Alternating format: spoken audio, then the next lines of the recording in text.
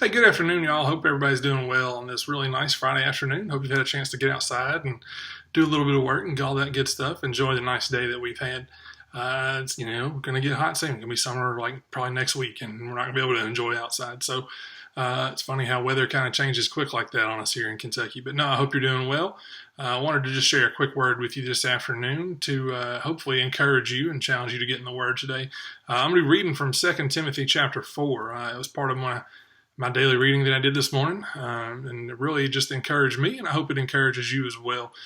Paul's relationship with Timothy is just so special, so unique. We see such encouragement from Paul to Timothy to press on in ministry, to continue, taking the gospel to his people, and to stand fast against the opposition that he'd be facing. And in 2 Timothy chapter 4 is kind of the end of Paul's last letter to him. And Paul even says, his time's coming to an end. So let me read this to you.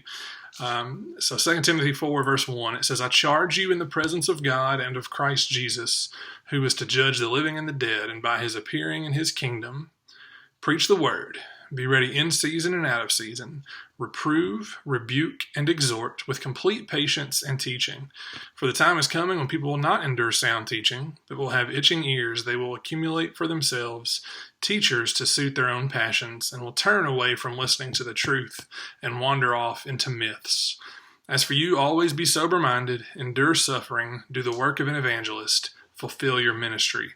For I'm already being poured out as a drink offering, and the time of my departure has come.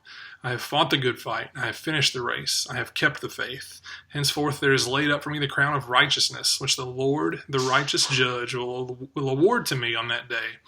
And not only to me, but also to all who have loved his appearing. As I said, this is kind of the end of Paul's communication with Timothy that we have. And we know that their relationship is so unique that Paul has left him with his people to preach, to share the word, to lead the church. And Paul is writing to encourage him to continue in that work.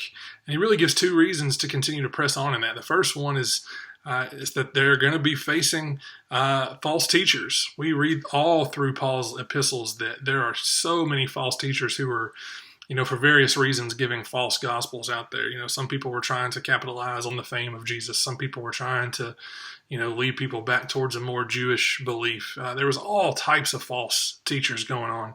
And Paul warns Timothy, hey, people are going to want to hear the false teaching more than they're going to want to hear the true gospel, because the gospel is offensive to people. If you really think about it, the gospel is not easy to hear. It's not easy to believe. It's not easy to listen to. And man, you can look in society today and see how prevalent there are false gospels in the church, that people, even pastors, are convinced that the gospel that they are preaching is real, but it is leading people so far away from who Christ is. Some of the biggest, most successful churches, air quotes, in the country are built on a false gospel. And you look at some of the top podcasts and some of the top radio shows and things like that for pastors, and it's these guys who are preaching false gospels because people would rather hear things that make their lives easier. People would rather hear things that tickle the ears, as Paul warns Timothy. So that's the first reason that he gives to Timothy, to continue to press on in faith with the gospel, the true gospel of Jesus. And the second one of those is that Paul knows his time's coming to an end. He knows so many of these early churches are built upon his leadership that he is trying to equip Timothy to step into that role, because his time has come.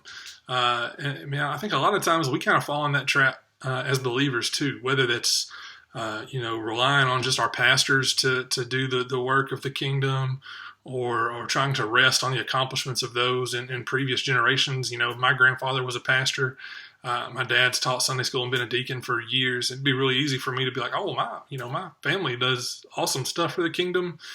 We've kind of built up some credit. I can just kind of rest and take it easy. But we're each individually called as believers to press on with the truth of the gospel in boldness. So many times Paul encourages Timothy to be bold in the gospel. So he really gives those two reasons for Timothy to press on. And that's really the last thing, as I said, that Paul says to Timothy. And we kind of always have this thought that last words are some of the most important things, right? So I hope Paul's encouragement to Timothy encourages us today to continue to, he says in verse 2, to preach the word, be ready in season and out of season. reprove, rebuke, and exhort with complete patience and teaching. And it's not just for pastors, you guys. Like, I know Timothy was a pastor, but we should all be prepared in season and out of season to share the gospel with those that are around. First Peter says it in chapter 3, always give a reason for the hope that is in us. That's something we're called to do as believers, whether we're pastors like Timothy or not. So I hope Paul's encouragement to Timothy encourages you today, as it does me, to be ready to share the gospel with those that we encounter, because there are so many false gospels in the world today, and it's our time. Like, God has placed us where we are very intentionally right now for a purpose, and that is to take the gospel into the world, so people may believe in Him. So again, hope His word encourages you today. I hope you all are continuing to do well. Once again, if you need anything, don't hesitate to reach out. We're looking forward to the day, hopefully soon, where we can gather again together. But until then, we're praying for you. We'll see you soon.